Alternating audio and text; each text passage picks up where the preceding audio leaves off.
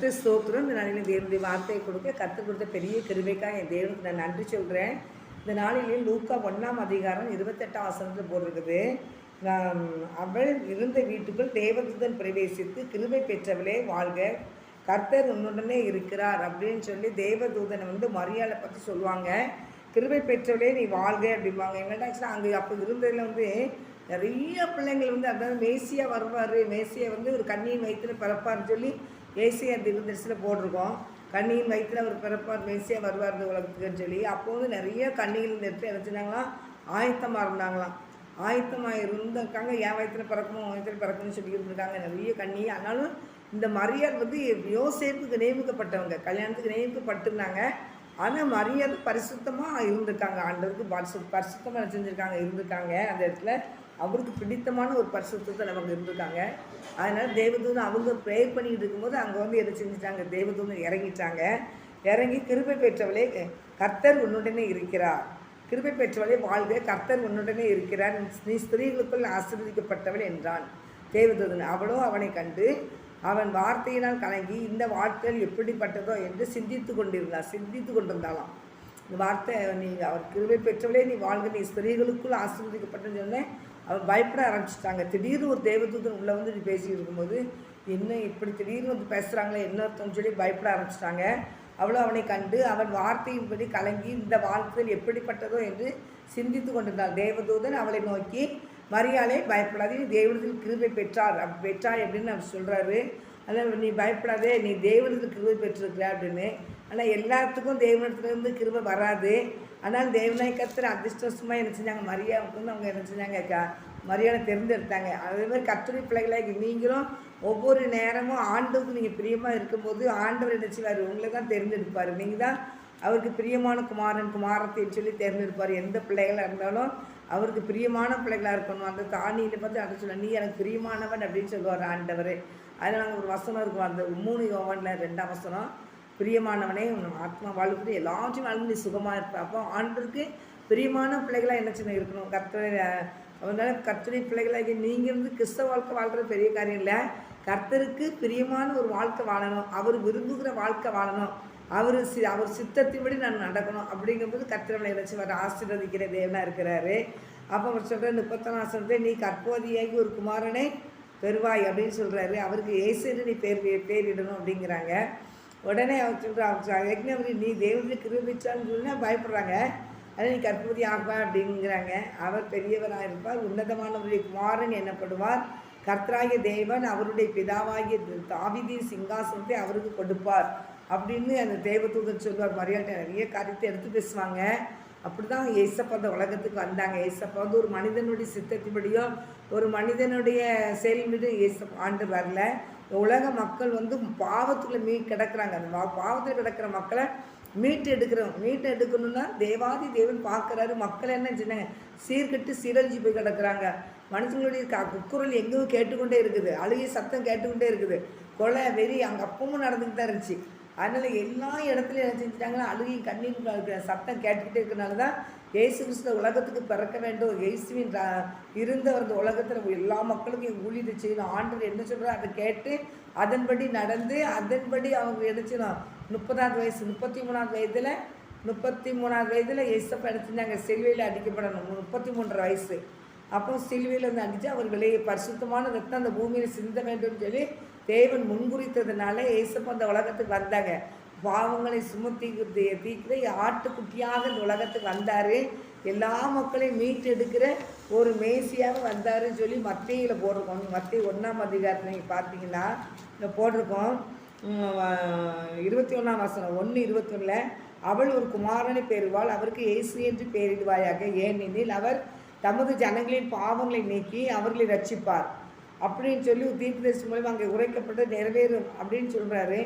அவன் இதோ ஒரு கன்னிகை கற்பவதியாகி ஒரு குமாரனை பெறுவாள், அவருக்கு இயேசு என்று பெயரிடுவாயாக என்று சொன்னான். இம்மானுவேல் என்பதற்கு தேவன் நம்மோடு இருக்கிறார் என்று அர்த்தமாம். யோசேப்பு நித்திரை தெரிஞ்ச யார் போய் சொல்கிறாங்க, யோசேப்பு அவளுக்கு நிச்சயிக்கப்பட்டிருக்கிற அந்த அவர்கிட்ட போய் சொல்கிறாங்க, மாப்பிள்ளட்டு போய் தேவதூதன் அங்கே பார்க்குறாங்க.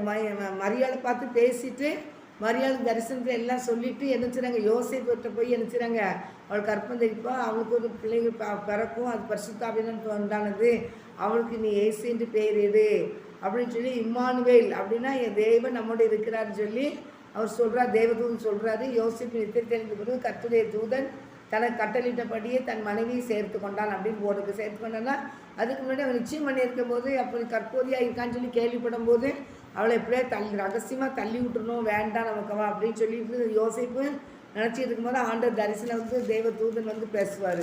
அவளை தனியாக ரகசியம் எப்படியாவது நினச்சிடணும், நமக்கு இதை வேண்டாம் அப்படின்னு சொல்லி நினச்சிருப்பார். இப்போ ஆவியானவர் 18:1-18 போட்டிருக்கு. 18, 19 நீங்கள் பார்த்தீங்கன்னா 19 அவள் புருஷனாகிய யோசேப்பு நீதிமானாக இருந்து அவளை அவமானப்படுத்த மனம் இல்லாமல் ரகசியமாய் அவளை தள்ளிவிட வேண்டுமே யோசனையாக இருந்தான். அவன் இப்படி சிந்தித்து கொண்டு இருக்கையில் கர்த்தருடைய தூதன் சொப்பனத்தில் அவனுக்கு காணப்பட்டு, தாவீதின் குமாரனாகிய யோசேப்பே, உன் மனைவியாகி மரியாளை சேர்த்து கொள்ள ஐயப்படாதே, அவளிடத்தில் உற்பத்தியாக இருக்கிறது பரிசுத்த ஆவியானவர் உண்டானது, அவள் ஒரு குமாரனை பெறுவாள் அப்படின்னு சொல்லி தான் இயேசு என்று பெயரிடுவார்கள். ஏனெனில் அவர் தமது ஜனங்களின் பாவங்களை நீக்கி அவர்களை ரட்சிப்பார் என்று சொல்கிறார். நம்ம தீர்க்கதரிசி மூலியமாக எனக்கு இயேசு அவளை போட்டு சொல்லியிருப்பாங்க, குமாரன் பிறப்பான் அப்படின்னு சொல்லி, அவர் ஆலோசனை கர்த்தர் அப்படின்னு, அவர் அதிசயமானவர் அப்படின்னு நிறைய போட்டிருக்கோம். அப்படியே தான் ஆண்டவர் உலகத்தில் தீர்க்கதரிசி மூலமாக உரைக்கப்பட்டு தான் ஆண்டவர் மரியாள்கிட்ட பேசுகிறாங்க. மரியாள்கிட்ட வச்சுட்டு மரியாளுக்கு நியமிக்கப்பட்டிருக்கிற மாப்பிள்ளைட்டையும் போய் எரிச்சுறாங்க, பேசுகிறாங்க, அவளை தள்ளி விட்டுறாத, பரிசுத்த ஆவியானவர் உண்டாக்கப்பட்டது. இன்னைக்கு நிறைய பேருங்க வெளிநாட்டு கடவுள் ஃபாரின்லேருந்து அந்த கடவுள், அது யூதன், அவர் மனுஷன்தான் அப்படின்னு சொல்லியிருக்காங்க. மனிதனுடைய நம்மளோடு இருந்து பழகிறதா ஒவ்வொரு மக்களையும் எப்படி விடுதலை பண்ண முடியும்னு சொல்லி நம்ம நினைப்போம்ல, அவங்ககிட்ட போய் இருந்தாலும் ஒருத்தங்க குணம் தெரியும் அப்படின்னு சொல்லுவாங்கல்ல. அதனால் அவங்க ஒரு ஏழை குடும்பத்தில் பிறந்து ஆண்டவர் மாட்டு தொழுவத்தில் பிறந்து இந்த உலகத்தில் ஏழையாகவே பிறந்து ஏழையாகவே வளர்ந்து எல்லா மக்களோடு போய் பழகி, ஏழை மக்கள் மீன் பிடிக்கிறவங்க கஷ்டப்பட்ட மக்கள் அப்படிலாம் போய் பழகி அப்புறம் அந்த மக்களோடு போய் எரிச்சுருந்தாங்க. அவங்க மத்தியில் தான் ஆண்டவர் ஊழியம் செய்ய ஆரம்பிச்சார். ஆண்டவர் பிசாசு பிடிச்சி லேகியம் பிசாசு பிடிச்சி சுடுகாட்டுக்குள்ளே கிடப்போம். அவனெல்லாம் தேடி ஆண்டவர் போவார். பெரிய பணக்கார குடும்பத்தில் பிறந்துருந்தாங்கன்னா அவங்களெல்லாம் தேடி போக முடியாது. ஒரு ஏழை குடும்பத்தில் பிறந்தால் தான் அப்படி போக முடியும். அதனால் ஒரு ஏழை குடும்பத்தில் வந்தார். ஆனால் பிறந்தது எங்கே, ஒரு மாட்டு தொழுவத்தில். அதுக்கு குழந்தை பிறக்கிறது கூட அங்கே இடம் இல்லாமல் போயிட்டு அப்படி ஒரு சூழ்நிலை பிறந்து வரும்போது. அதனால் அந்த இடத்துல நாங்கள் இருப்போம். அந்த நாளிலே மரியாள் அவங்க என்ன சொன்னாங்கன்னா, நான் ஆண்டவருக்கு அடிமைன்னு இருப்பாங்க. இந்த லூக்கா 1:38 அதற்கு மரியாள் அவர் 37 போட்டிருக்கோம். அவங்க இது எப்படி ஆகும் புருஷன் அறியேன்னு அப்படின்னு சொல்லுவாங்க. அப்போ தேவதூதன் சொல்லுவார், தேவனாலே கூட கறி ஒன்றுமே இல்லை என்றான். அதற்கு மரியாள், இதோ நான் ஆண்டவருக்கு அடிமை, உம்முடைய வார்த்தையின்படி எனக்கு ஆக கடவுள்னு அந்த தேவதூதன் நினச்சி நாங்கள் அவங்கள்ட்ட போய்விட்டாங்க. சொல்லிட்டாங்க, நான் ஆண்டவருக்கு அடிமை, என்கிட்ட எதிர்த்து நிற்கிறதுக்கு எனக்கு ஒன்று கிடையாது. உலக ரட்சகர் இந்த மீட்பர் இயேசு கிறிஸ்து அந்த உலக என்னுடைய வயிற்றுலேருந்து பிறக்க போகிறாங்க அப்படின்னு அவங்க சந்தோஷப்பட்டு என்ன செஞ்சாங்க, தேவதூதனுக்கு சொல்லிட்டாங்க, நான் அடிமை, ஆண்டவருக்கு அடிமை அப்படின்னாங்க. இப்போ உலகம் நிந்திக்கும் அவமானப்படுத்தும் தெரியுதாச்சு அவங்களுக்கு. வாலியப்பில் கர்ப்பமாக இருக்காங்க அப்படின்னு உலகம் என்ன சொல்லுவோம். ஆனாலும் ஆண்டவருக்கு நான் அடிமை, இப்படி உலகத்தை மீட்டெடுக்க வந்த தேவாதி தேவன் ராஜாதிராஜன் என்னுடைய வயிற்றுலேருந்து பிறக்க போகிறாங்கன்னு சொல்லி தன்னை அவங்க ஒப்பு கொடுத்தாங்க. ஆண்டவருக்கு ஒப்பு கொடுத்தாங்க. இந்த ஒப்பு கொடுத்து தான் ஆண்டவர் நிறைய 10 மாதம் அவங்க பிறந்தாங்க. ஆனாலும் அவங்கள தள்ளிடணும்னு சொல்லி அவங்களுக்கு நியமிக்கப்பட்ட கணவர் நினச்சிருந்தாங்க. நினச்சி சொப்பனத்தை நினச்சாங்க. சொப்பனத்தில் ஆண்டு வந்துச்சார். அந்த தேவதூதன் சொல்ல ஆரம்பிச்சிட்டாங்க, நீ ஐயப்படாத, அவளை சேர்த்துக்குள்ள ஐயப்படாத, அது பரிசுத்தாவியானவர் உண்டாக்கப்பட்டது. இந்த உலகத்தை மீட்டெடுக்க தேவாதி தேவன் ராஜாதி ராஜன் மேசியா வரப்போகிறாரு, அவர் பேர் இயேசுன்னு நீங்கள் பேரிடுங்க அப்படின்னு சொன்னோன்னே அவங்கள அவமானப்படுத்த விரும்பலை. ஏன்னு கேட்டிங்கன்னா, அவளும் சொல்லிட்டு ஆண்டவருக்கு நான் அடிமை, என்ன ஆனாலும் பரவாயில்ல, நான் அந்த உலகத்தில் மேசியாவை பெற்று எடுக்கணும்னு சொல்லி தன்னை ஒப்பு கொடுத்துட்டாங்க. அதனால் தேவனுடைய பிள்ளைகளாக நீங்களும் ஆண்டவருக்காக உங்களை நீங்கள் என்ன செய்யுங்க, ஒப்பு கொடுங்க. நீங்கள் இசப்பா சுமக்கிறதுக்கு வைக்கப்படாதீங்க. ஆண்டவர் நாளையில் எல்லா மக்களும் ரட்சிக்கிறதுக்கு உங்களை தேடி வருவார், மீட்டு எடுக்கிறதுக்கு வருவார். இந்த மக்களெல்லாம் உன்னை கொண்டு தான் ரட்சிக்கணும் அப்படின்னு சொல்லி வருவார். அப்போ ஏசப்பா உங்க கூட இருக்கும்போது நிறைய காரியங்கள் நமக்கு விரோதமான காரியங்கள் செயல்பட தான் செய்யும். இந்த உலகத்துக்காக நம்ம என்ன செய்யக்கூடாது, நம்ம இருக்கக்கூடாது. நம்ம கொஞ்ச நேரத்தில் ஆண்டுகிட்ட போயிடுவோம். அப்போ அங்கே போய் நம்ம சந்தோஷமாக இருக்க போகிறோம். ஆண்டவர் நம்ம என்ன சொல்கிறதோ அந்த காரியத்தில் நம்ம என்ன செய்யணும், கீழ்ப்பிடிஞ்சு ஆண்டவர் பரவாயில்ல, யார் என்ன சொன்னாலும் பரவாயில்ல ஆண்டவரே, நான் என்ன செய்கிறேன், உமக்கு ஒப்பு கொடுக்குறேன் ஆண்டவரே, நீர் என்னுடைய வயிற்றுலேருந்து பிறந்து எல்லா மக்களையும் ரட்சிங்க ஐசப்பான்னு சொல்லுங்கள். எங்களுக்கு அந்த பாரம் வேணும். எவ்வளோ மக்கள் இன்றைக்கி அழிஞ்சிக்கிட்டு இருக்கிறாங்க, எவ்வளோ மக்கள் இன்றைக்கி வேதனைப்பட்டுக்கிட்டு இருக்காங்க.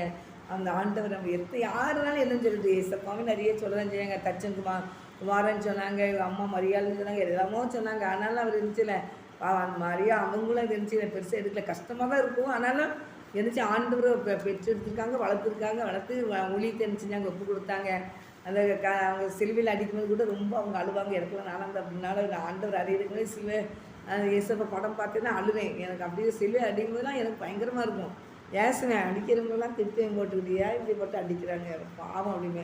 ஆனால் அவர் நம்மளை மீட்டு எடுக்க வந்தார். அந்த காலையில் அன்றைக்கி வந்து நான் அவர்கிட்ட ஏசப்பா அறியாமல் இருந்தேன், நான் இதில் இருந்தேன். அப்படி அடிக்கும்போதெல்லாம் கண்ணீர் வடித்தேன். அதனால் என் பிள்ளை வந்து எனக்காக கண்ணீர் வடிக்கன்னு சொல்லி அவருக்காக தேர்ந்தெடுத்துருக்கிறான்னு நினைக்கிறேன். ரொம்ப கஷ்டப்படுவேன். என்ன ஏசப்பா படம்லாம் பார்த்துட்டேன்னா ரொம்ப கஷ்டப்படுவேன். ஏசப்பா செல்வியை சுமந்து பரப்பிட்டாலே அழ ஆரம்பிச்சுவேன். ஐயோ ஒரு கஷ்டமாக இருக்குது, காலையில் உள்ளு குத்திட்டு அப்படியே அடிக்காங்க இப்படி அடிக்காங்கன்னு அந்த அடிக்கிறவங்களை பூரா திட்டி தீர்த்துருவேன். அதனால் அந்த பிள்ளைகளாக நீங்கள் நம்மளுக்காக தான் இயேசுப்பா சிலுவை சுமந்தாங்க. நம்ம தேவனுடைய ராஜ்யத்துக்குள்ளே போகிறது தான் ஆண்டவர் நினச்சிருந்தாங்க, சிலுவை சுமந்தாங்க. நமக்காக தான் அவர் மறிச்சார், நமக்காக தான் 3ஆம் நாள் உயிரோடு எழுப்பி வந்தார். அது பிதாவின் சித்தம். அதனால் அன்பு சகோதரியை நீங்கள் வந்து இயேசுவை என்ன செய்யுங்க, எதுவுமே ரொம்ப இதாக நினைக்காதீங்க. ஏசப்பா வந்து நம்மளை மீட்டெடுக்க வந்த தேவனுக்கு எவ்வளோ மக்கள் பிசாசு முடியல சிக்கி கிடக்குறாங்க, குடிச்சு வெறிச்சு போதையில் அடிமைப்பட்டு கிடக்குறாங்க, கொலை வெறியில் கிடக்காங்க. எப்பேற்பட்ட பிள்ளைகளையும் அந்த என்ன செஞ்சாங்க, கொலை வெறி ஆக்கிடுறான். எவ்வளோ படித்து இந்த திருநெல்வேலி கூட ஒரு கொலை நடந்துச்சு. அவங்க தங்கச்சி அக்காவா தங்கச்சா காதலிச்சான்னு சொல்லி பையனை கொண்டுட்டான். ஆனால் பாருங்கள், அவன் இப்போ எல்லோரும் சொல்லும்போது நல்லா படித்து நல்ல பையன், இந்த பையன் நல்ல பையன், அவ்வளோ தான் இப்படி ஆகிட்டான், கடைசி அவ்வளோ தான் இப்படி கொலைகாரன் ஆகி ஜெயிலுக்கு போயிட்டான்னு சொல்லிக்கிட்டே கிடந்தாங்க. அப்போ பாருங்கள், அது எப்பேற்பட்ட குடும்பத்தையும் சீரழிச்சிடும். அம்மா அப்பாவும் போலீஸில் இருக்கிறாங்க, நிறைய குடும்பங்கள் இவங்களை மாதிரி நிறைய குடும்பங்கள் அந்த அப்படிலாம் குடும்பத்தை பூரா பிசாசு நினைச்சிடான். அப்போ இப்படிப்பட்ட மக்களெல்லாம் மீட்டெடுக்கணும், இயேசு கிறிஸ்து அந்த உலகத்துக்கு வரணும். அப்போ இயேசுப்பா தான் இந்த உலகத்துக்கு வந்துருக்காரு. நாங்கள் வந்து வேதம் கொடுக்குறது அவரை நோக்கி பார்த்தா பிரகாசம் அடைவாங்க, அவங்க முகம் வெக்கப்பட்டு போகாது. அவரை நோக்கி பார்க்கலன்னா நிறைய முகங்கள் வெக்கப்பட்டு தான் போய்கிட்டு இருக்குது. நிறைய மக்கள் இயேசுவை ஏற்றுக்கொள்ளாத முகங்கள் இன்னைக்கு இயேசுவை ஏற்றுக்கொண்டு இயேசப்பா சாட்சியாக இல்லாமல் நிறைய இருக்காங்க. அதனால் ஆண்டவர் ஏற்றுக்கொண்டு ஏசப்பாவுக்கு நீங்கள் உண்மையாக இருந்தால் தான் ஜெயம் எடுக்க முடியும். ஏசப்பா பிள்ளைங்களா இருந்து ஏசப்பா பார்த்து விழுந்து ஜெபிக்கிறதா இருந்தால் தான் ஜெபிக்கணும். தேசத்துக்காக ஜெபிக்கணும், உங்கள் குடும்பத்துக்காக ஜெபிக்கணும், திருச்சபைக்காக ஜெபிக்கணும். ஜெபம் பண்ணுற பிள்ளைக்காக ஜெயத்தை எடுக்க முடியும். அவங்களே அவன் ஜெபிக்க விடாமல் தடை பண்ணுறதுக்கு என்ன வேலைலாம் செய்யணுமோ அவ்வளோ வேலையும் செய்வான். ஊழியம் செய்ய விடாதபடி ஆக்கணும்னா ஊழியம் செய்ய முடியாதபடி அவன் என்னென்ன செய்யணுமோ அவ்வளோ செஞ்சுக்கிட்டு இருக்கிறான். அதனால் நீங்கள் என்ன செய்யுங்கன்னா எப்படியோ பிசாசு கிரியேச்சணும், ஜனங்களை பூரா அழிச்சிடணும். அப்படி தான் அவனுடைய வெறித்தனம். அதனால் கர்த்தருடைய பிள்ளைகள் நீங்கள் ஒரு வெறித்தனமாக இந்த எழும்பணும். நீங்கள் வந்து ஆண்டவருக்காக அதை நான் செய்யணும்பாங்க. அதுக்கு பிறகுமா அவங்க மக்கள் எழுந்தாலும் கர்த்தருடைய சமூகத்தில் நீங்கள் ஜோம் பண்ணுங்க. அவங்க அறியாமல் தானே செய்கிறாங்க. அவங்க அறிஞ்சாங்கன்னா ஆண்டவர் ஏசப்பா யாருன்னு தெரிஞ்சுருந்தா அவங்களுக்கு செய்ய மாட்டாங்க. அவங்களுக்கு தெரியல, அதனால தான் அவங்க நினச்சவங்க இருக்காங்க. அவங்ககிட்ட இருந்து கிரீச்சரை சுவாசி கிரீச்சை கட்டி ஜெபிங்க. அந்த வெறித்தனத்தை உண்டு பண்ணுற பொல்லாத ஆவியில் நிர்மலமாக்கி நீங்கள் ஜெபிங்க. அவங்க ஒரு மனிதன் ஆகிடுவாங்க. அதனால் அது வரைக்கும் அவங்க வந்து மிருகம் மாதிரி தான் இருப்பாங்க. அதனால் அதுலேருந்து ஆண்டவர் விடுதலை பண்ணணும்னா நீங்கள் ஜெபம் பண்ணிக்கிட்டே இருக்கணும். ஜெபம் பண்ணலைன்னா அவங்க வாயில் போட்டு ஒழுங்கிடுவாங்க. எங்கிட்ட வசனம் அப்படி தான் போட்டிருக்கேன், பிசாசு யாரும் ஒழுங்கலாம்னு சொல்லி கட்சிக்கிற சிங்கத்தை கூட சுற்றி திரிகிறானா, அவன் யாரும் ஒழுங்கலான்னு இருப்பான். அதனால் அவன் வந்து ஒழுங்கதான் செய்வான், கடிச்சு சாப்பிட முடியாது, அவன் பல்லு இல்லாதவன். அதனால் நீங்கள் வந்து ஜெபம் பண்ணுற பிள்ளைங்களை வந்து பக்கத்தில் வர முடியாது. ஆண்டவர் நம்மளுக்கு கேடகமாக இருப்பார். ஜெபிக்கிற பிள்ளைகளுக்கு அவர் கேடகமாக இருப்பார். நம்மளுக்கு மகாப்பிரிய பலனாக இருப்பார். போகும் இடம்லாம் நம்ம தேவநாயகத்தை நம்மளோட கூட வருவார். போக்குவரத்து எல்லாம் அவர் பாதுகாக்கிற தேவன். அதனால் நீங்கள் வந்து நம்ம ஏசப்பா அந்த உலகத்துக்கு எதுக்கு வந்தாருன்னா நம்மளை மீட்டெடுக்க தான் வந்திருந்தார். ஒவ்வொரு பிள்ளையும் மீட்டெடுத்து கரையில் வச்சுட்டு ஆண்டவர் தேடி போகிறாரு. ஆத்ம பாரம் உள்ளவராக தேடி போகிறாரு. ஆனால் கர்த்தருடைய பிள்ளைகளை நீங்களும் அவருடைய எதுக்காக இந்த உலகத்துக்கு வந்தார், நான் எதுக்காக ஒரு கிறிஸ்தவ வாழ்க்கை வாழ்கிறேன், நான் எப்படி இருக்கணும் அப்படின்ட்டு ஆண்டவர்கிட்ட கேட்டு ஏசப்பாடு விடுதலை பெற்று ஏசப்பாடைய ஊழியத்தை செய்யுங்க. மக்கள்லாம் அழிவில் கிடக்கிற மக்கள்லாம் ரட்சிக்கப்படணும், அவங்கெல்லாம் கண்ணீர்லாம் துடைக்கப்படணும், அவங்களும் குடும்பமாக வாழணும், அவங்களும் எதிர்காலம் ஆசீர்வதிக்கப்படணும். அப்படிப்பட்ட கிருபையும் பாக்கியத்தை கர்த்தருக்கு தந்து நிறைவான ஆசிரியர் தந்து உங்கள் நாமத்தை கர்த்தருடைய நாமத்தை அவர் மகிமைப்படுத்துவேன். நீங்கள் அவருடைய நாமத்தை மகிமைப்படுத்துங்க. அவர் நாமத்தை தூசிக்கிற மாதிரி இருக்காதீங்க, நாமத்தை மகிமைப்படுத்துங்க. உங்களை மீது கர்த்தர் சந்தோஷப்படணும், உங்களை மீது உங்கள் குடும்பம் ஆசீர்வதிக்கப்படணும், உங்கள் மீது ஒரு சந்ததிகள் ஆசீர்வதிக்கப்படும். அதனால் சந்ததி ஆசீர்வாதமாக இருக்கணும்னா நீங்கள் எப்படி இருக்கீங்களோ அதுதான். அதனால் நீங்கள் தேவ சமூகத்தில் விழுந்து கிடந்து கண்ணீர் வடித்து ஆண்டவர்கிட்ட விடுதலை பெற்று ஆண்டவர்கிட்ட ஜெயத்தை பெற்று ஆண்டவர்கிட்ட ஆத்துமாக்களுக்காக கண்ணீர் வடிங்க. கர்த்தர் உங்களையும் விடுதலை பண்ணி ஆசீர்வதிப்பார், தேசத்து மக்களையும் விடுதலை பண்ணுவார். கண்களை முடிச்சபடி அன்பு தகப்பனே, இந்த ஜெபத்தை கேட்ட தேவ ஸ்தோத்திரம் தொடர்ந்து பொறுப்படுத்தி நடத்தும் இயேசுவின் நாமத்தினால ஜெபிக்கிறேன் நல்ல தகப்பனே, ஆமென். கர்த்தர் உங்களை ஆசீர்வதிப்பார், ஆமென். கர்த்தர் உங்களை ஆசீர்வதிப்பார், அதிசயங்களை காண்பீங்க, ஆமென்.